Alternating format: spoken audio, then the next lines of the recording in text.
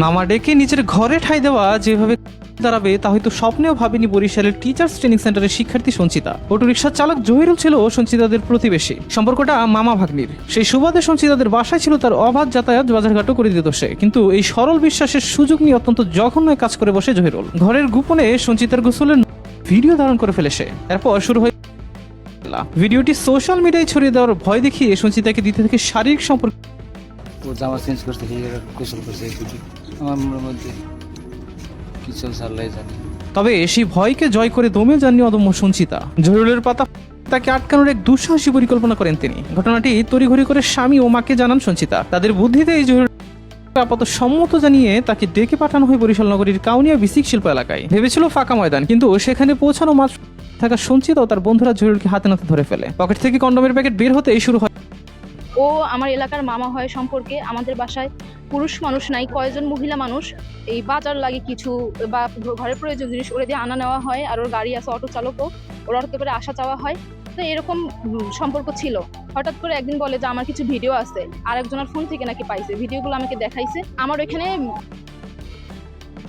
Video ছিল, ওই ভিডিওগুলো আমাকে দেখানোর পরে বলছে ডিলিট করে দিবে।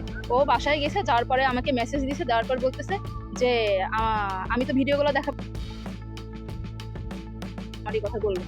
পরে এই কথা শোনার পরে আমি ওরে বললাম যে এইগুলো কি ধরনের কথা, তুই তো আমার সম্পর্কে মামা হোস। পরে মামা তো আর না, পাশের বাসার মামা, এটা কোনো সমস্যা নেই।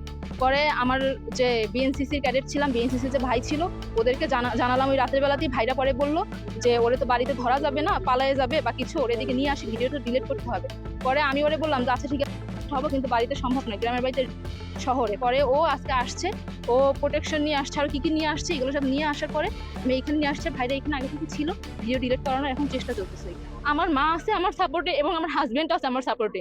অনেক মেয়েদের এইটাও থাকে না যে হাজবেন্ডের সাপোর্ট। আমার হাজবেন্ডকে বলার পরেও ডিরেক্ট আসছে, আসার পরে আমাকে অনেক সাপোর্ট দিচ্ছে, অনেক বলছে যে যাই হোক আমি পাশে আছি, সমস্যা নেই। আমি যে ওর জন্য বিচার হয়, ওর জন্য ঠিক বিচারটা পায়, এরকম যেন কখনো এরকম কিছু করার সাহস না পায়। ইভেন কোন মেয়ে মানুষের সাথে এরকম কিছু করার সাহস যেন কেউ না পায় কখনো। খবর পেয়ে বরিশাল মেট্রোপলিটনের কাউনিয়া থানা পুলিশ দ্রুত ঘটনাস্থলে এসে জহিরুলকে উদ্ধার করে শেরেবাংলা মেডিকেল কলেজ হাসপাতালে পাঠায়। অটো রিকশা চালক থেকে বনে যাওয়া জহিরুল এখন থানা হেফাজতে। এমন জঘন্য অপরাধের দৃষ্টান্তমূলক বিচার চেয়ে থানায় লিখিত অভিযোগ দিয়েছে সঞ্চিতা।